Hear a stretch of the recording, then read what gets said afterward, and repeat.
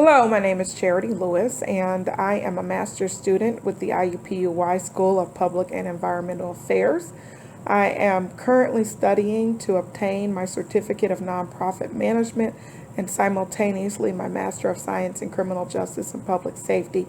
So it has been an honor to be the intern with the Bloom Project during this fall semester, and I'll be with you again in the spring semester supporting your efforts while simultaneously learning skills and getting hands-on understanding of exactly what it is I'll be doing when I come out of school, which is advocating for children and youth who are at risk. So I want to thank, first of all, Ms. Arnetta Scruggs, your executive director, and Ms. Charvon Williams for their full cooperation and support during this assessment. And I would also like to thank you as the board of directors for allowing me the opportunity to speak with you. I'm hoping that the information that I share can be employed to strengthen your fundraising and fund development program as you grow and as the Bloom Project grows. The Bloom Project is off to a great start with relationship-based fundraising. Ms. Scruggs has set an excellent example of this model through the report she has personally developed with many, many supporters. However, the Bloom Project really does need all hands on deck to further develop key tools for fundraising in order to ensure sustainability for the organization. And the most important tools for fundraising are going to be a strong case for support, a well-developed and connected mission and vision, dedicated and invested supporters and donors, strong board leadership, a strategic fundraising plan, a culture of philanthropy driven by donor relations and not by commodity-based giving. And if I was to share with you in depth the findings, you would understand why I have provided the grade that I have for each of these particular areas, and that report has been provided to Ms. Scruggs and as well as to your fund development director so that you can read that in depth. But just in brevity, your case for support, you have the grade letter of B. You don't actually have one of those written, but you pretty much have the pieces in place as part of your strategic plan. The mission and vision are in place, but as I'll discuss with you further in a moment, I believe those need to be developed just a little bit further. You've got constituencies there. You've got people who have an interest and linkages with the organization. Those need to be further developed, as well as board leadership. And I'm going to explain why that is so essential as we go forward. Also, we need a fundraising plan. And while those facets are addressed as part of your strategic plan, we need to speak specifically to what fundraising vehicles are going to work very well for the Bloom Project and which ones are going to be aligned to the mission and vision and which constituencies we can pursue to aid us in meeting the goals that we will strategize in a fundraising plan. And we want to do this through a culture of philanthropy. Looking at the donor as a person who's willing to give and who cares about the young people and the young kings that the Bloom Project is serving. However, in the fundraising plan and as far as the culture of philanthropy is considered, those were two of your lower area grades. And so you received an organizational grade of a letter C, but what we want to dwell on today is not any shortcomings or any weaknesses, but we want to talk about how can we build from here. Now, the board does indeed have some challenges on the road ahead in developing the key tools and key pieces for a successful fundraising program. However, I've got some recommendations here today that I believe if you employ those will get you further on the road to success. So in performing that assessment, I want to let you know that my findings were based on a review of last year's revenues as well as your current donor base. In addition to your 2015 strategic plan, as well as interviews with Ms. Scruggs and Ms. Williams. So the first thing that I want to share with you is that the writing of the mission and the vision, the guiding principles, and the case for support all need to flow together. They need to be hinged one upon the other with clear and concise writing. So I want to suggest, first of all, that some revisions be made to the mission, vision, and guiding principles. The mission speaks to social development, leadership qualities, and financial literacy of young people being improved.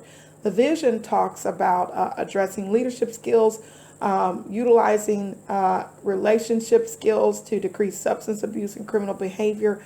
It also talks about hard work, discipline, and mental strength. Now, when we go into the guiding principles, those talk about employing mentoring and character building, community service projects, college preparation, and career exploration to meet the needs of the young people that are being served by the program. These ideals, however, can be connected, but the way that they are currently written makes it have the appearance of disjointed ideals. So what you want to do is to build a bridge. So let the starting point be your mission statement.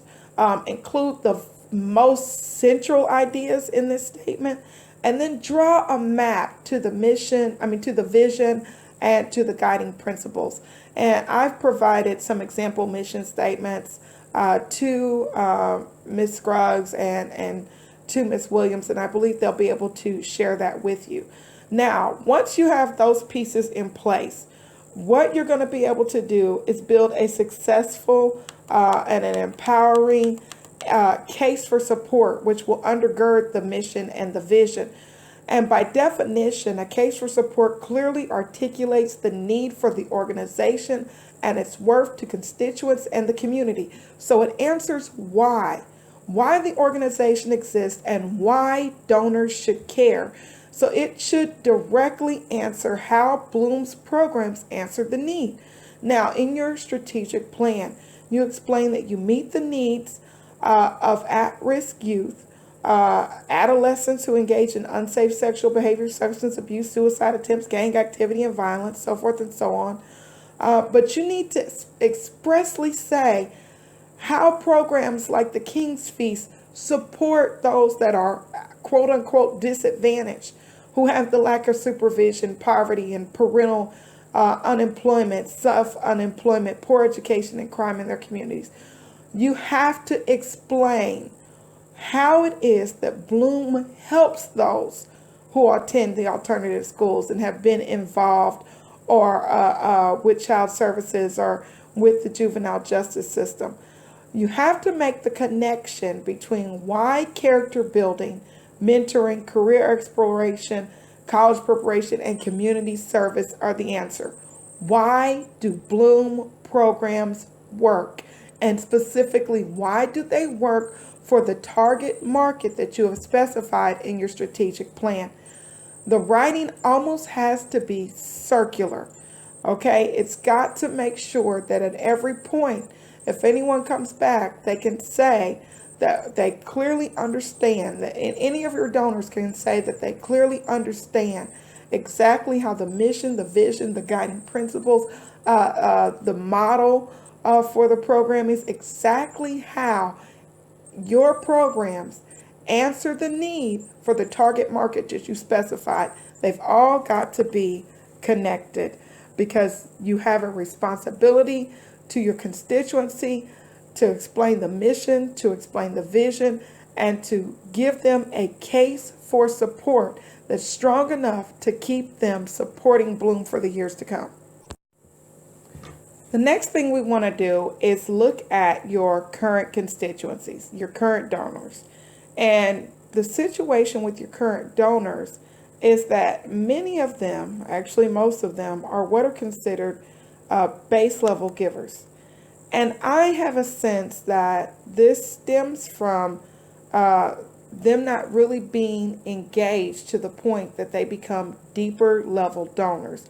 First of all, allow me to explain that there are levels of donors.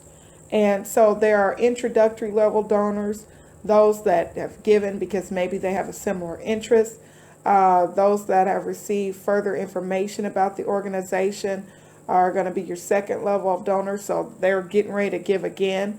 Then there are those who have been inspired by the cause, so they're going to further increase their giving even more. Then there are those that are greatly involved, and so they get to the point where they're supplying deeper levels of investment. And then you finally have those who are connected to the cause. So they will not only give, but they're going to advocate for you. They're going to tell other people about Bloom, and they're going to go and get their friends and other like-minded companies and other like-minded organizations on board, and they're going to get them to give to you just as they are giving to you. However, Bloom's donors currently appear to be vacillating somewhere between being introduced to the cause and being informed about the cause. And we can see this just by looking at this chart here. Now, what you do have going that's very positive is that 90% of your donors are individual donors, which USA Giving demonstrates that the average for nonprofits is 72%. So you're higher than the national average. The issue is that they are lower level givers. Your highest level donors are individuals who are given between $300 and I believe $625. But those donors only make up 13% of your givers. So Bloom has got to find a way to engage your current donors on a deeper level. And beyond that, you have got to come up with a new list of prospects and potential constituents they're going to give on a greater level. Next, it is very important to increase relationship-based giving amongst constituencies. This has to be addressed. And my hope is that the information provided will inspire you to share the vision of the Bloom Project with potential supporters on a deeper level. The key to garnering support is relationship building. It is important to seek out prospects who already have linkages to the organization through similar efforts in the local community and to determine what those linkages are. Bottom line, find the common ground between Bloom and donors and use this information to help them connect with the organization in a deeper way.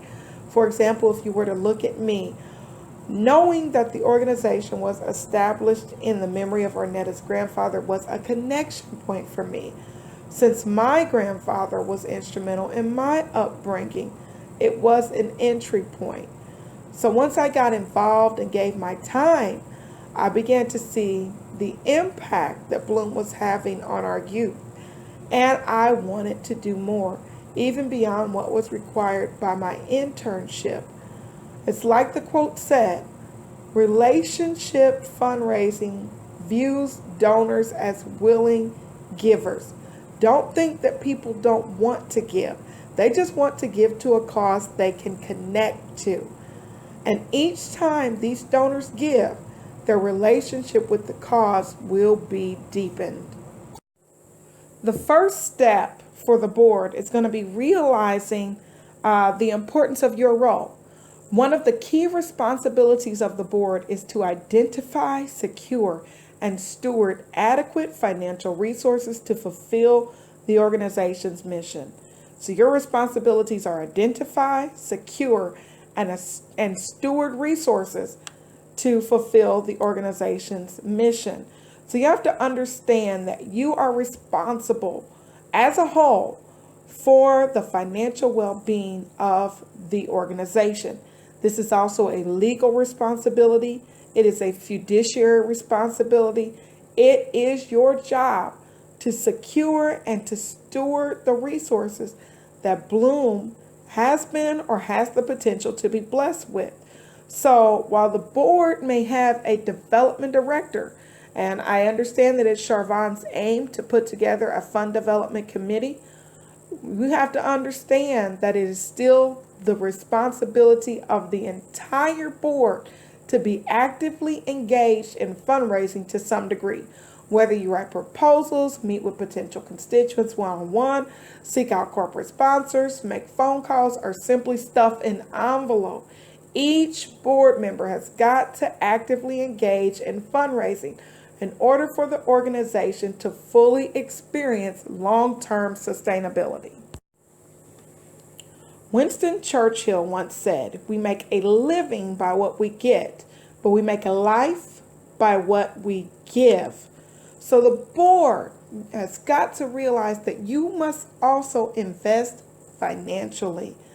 And if you believe in Bloom, with your whole heart, you will demonstrate it by sharing your resources. And then when you sit down to engage other potential donors, your belief is going to show forth. Your faith in Bloom will resonate with those that are like-minded, and they will give as well. But as a board member, you cannot ask someone else to make a commitment if you have not kept yours. You have to be vested. You have to be invested in the community, invested in our young kings, invested in Bloom.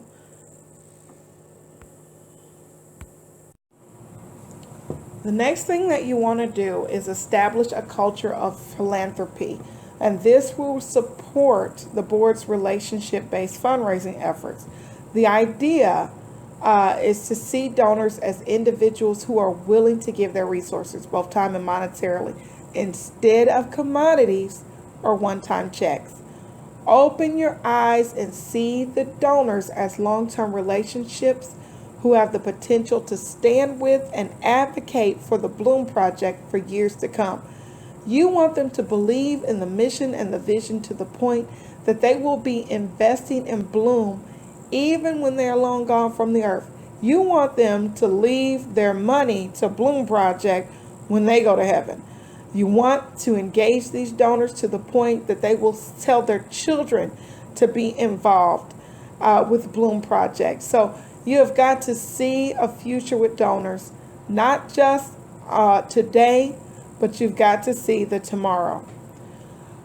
Once you have all of this all of these pieces in place, the newly developed mission, the vision, the guiding principles, and the cost statement, you can utilize those pieces to put a strategic fundraising plan in place that explains how you will reach constituencies who are in agreement with the organizational aims. And so included in this plan should be the type of constituencies that you intend to engage, whether those be individuals, corporations, or foundations, and through what type of vehicles, and whether those are going to be an annual fund or capital campaign or grants or telethon or using social media.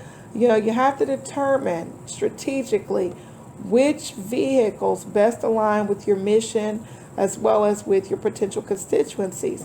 And so while we don't have time to discuss all of these vehicles in depth, I provided a copy of a book called Principles and Techniques of Fundraising, which was developed by Lily and the IUPUI Fundraising School, and it will afford greater insight.